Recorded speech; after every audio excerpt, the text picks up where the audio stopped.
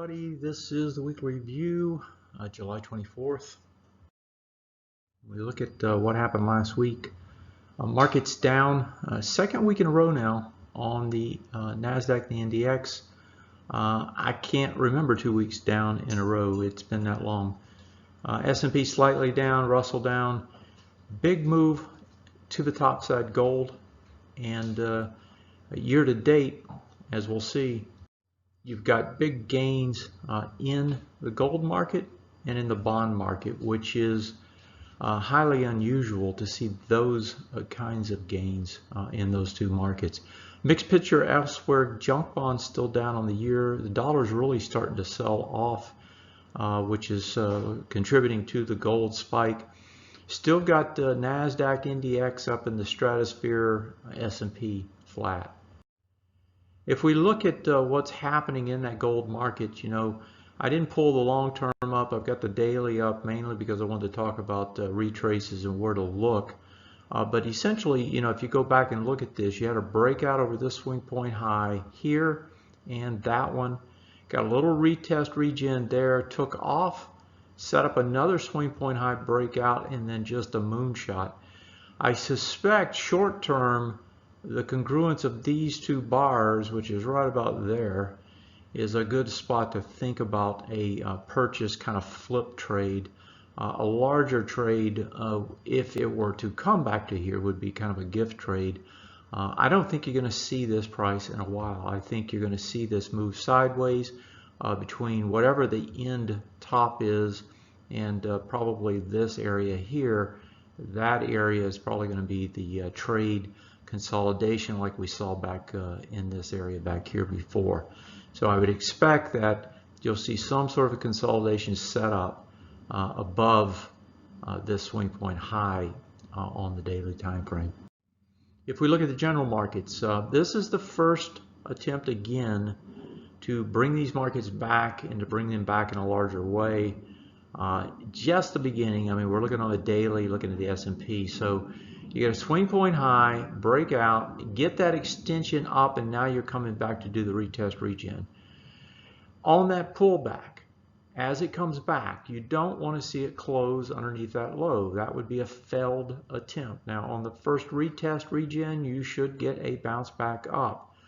But you can't look at just this market. You have to look at other markets as well. We'll do that in a second, or other indexes, I should say. But let's just say that this does fail. If it does, it's going to come back into this swing point high, do a retest regen here. Now, that one's already been tested once. Actually, twice if you really count it. So I'd be the third test versus the second. I actually mislabeled it.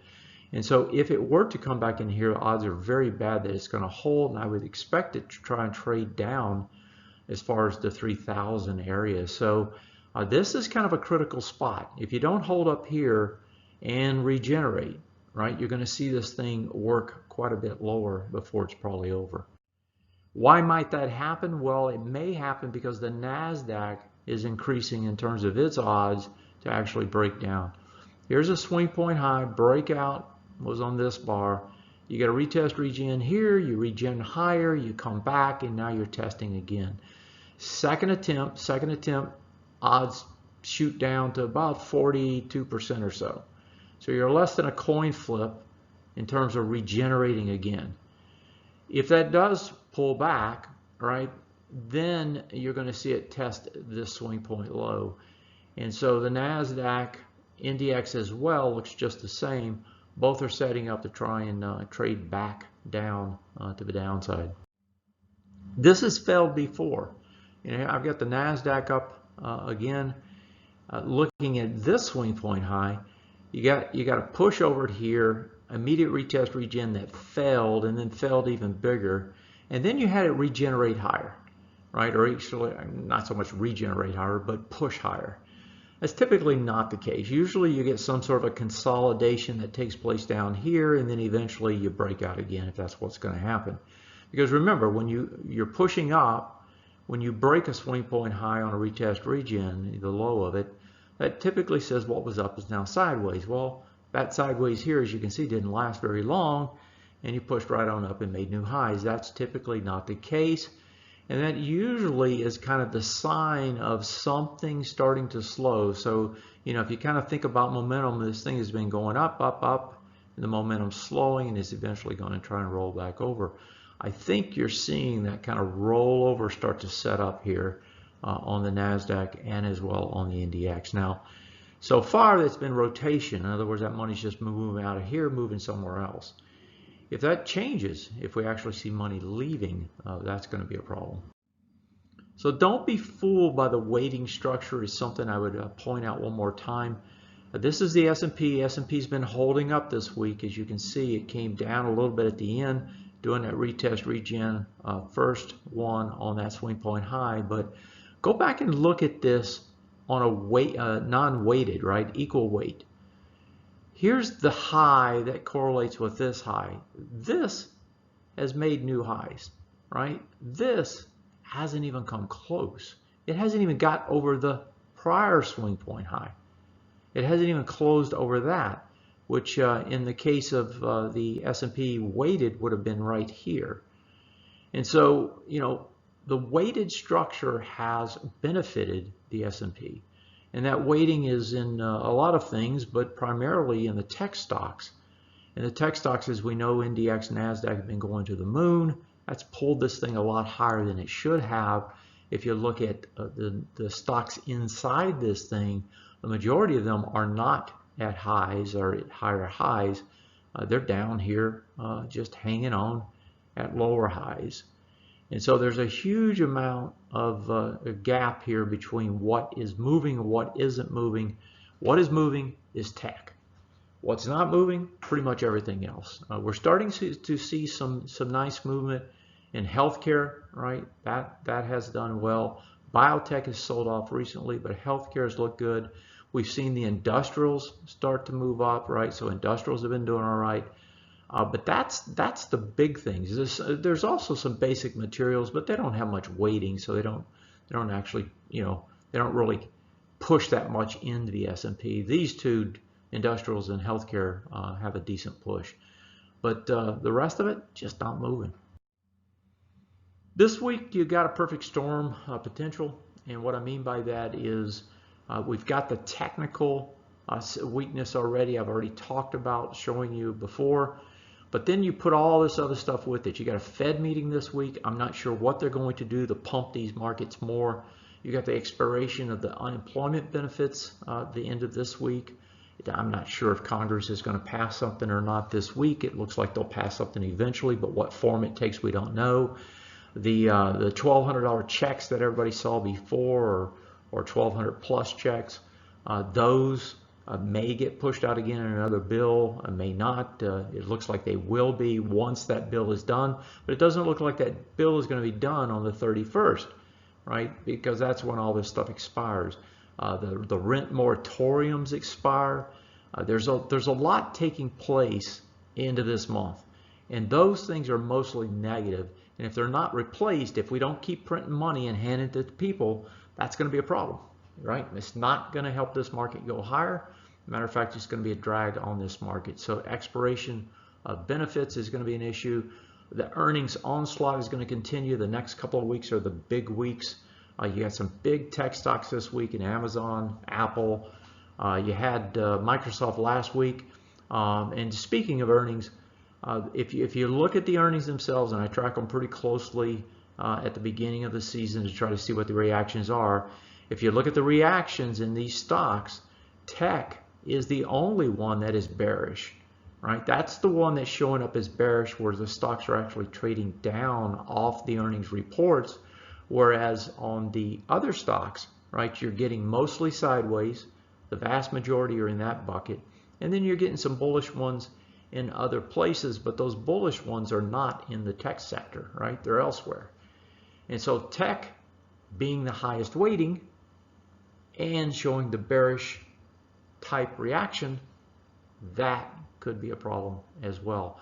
Oh, and actually I've got it here. This is the earnings reaction I was just talking about. And you got the continued pandemic.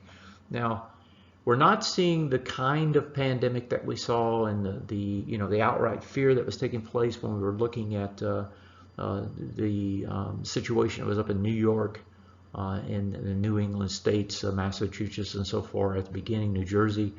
But you've got it spread out now against Florida, Texas, Arizona, and California. But now it's moving to the Midwest as well. And so, if you think about the country, right, where the country looks something like this, if I can do a quick map of the country, I don't know if that's a great one, but, you had it start up here in kind of a real hotspot type thing. Now you've got it in Florida, in Texas, in Arizona, and California over here.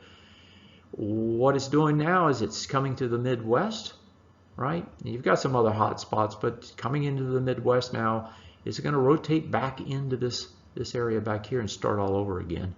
I don't think it's going to go away.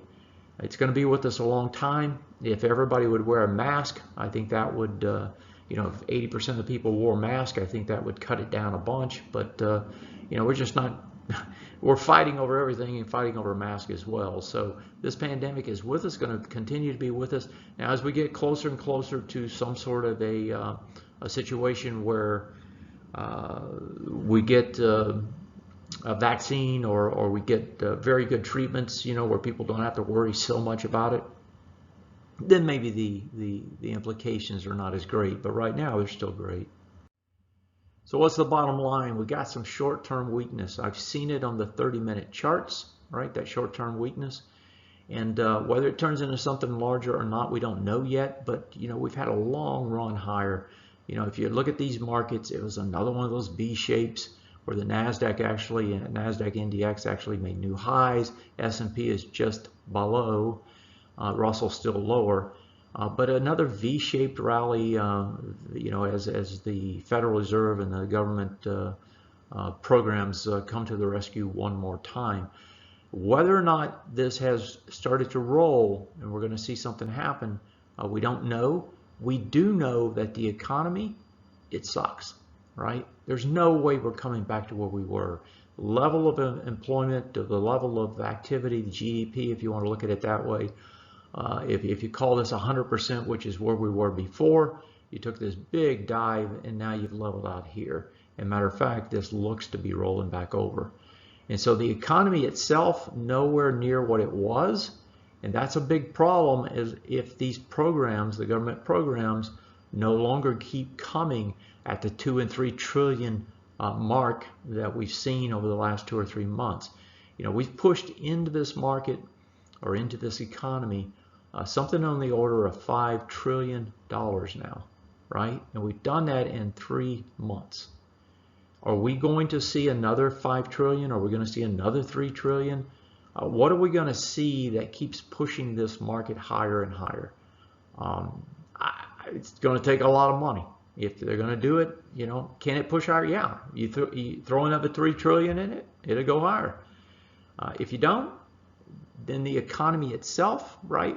This economy that's not nearly where it was, that's going to start reflecting in these charts in terms of price. So that's the big question, right? How much more money you want to throw at it to keep this economy going and keep this market rotating higher. Rotation has been what's taken place. I think that we're going to be in a rough spot if it doesn't continue to rotate. So if we don't see the tech money coming over into industrials, healthcare, and elsewhere, it's going to be a problem.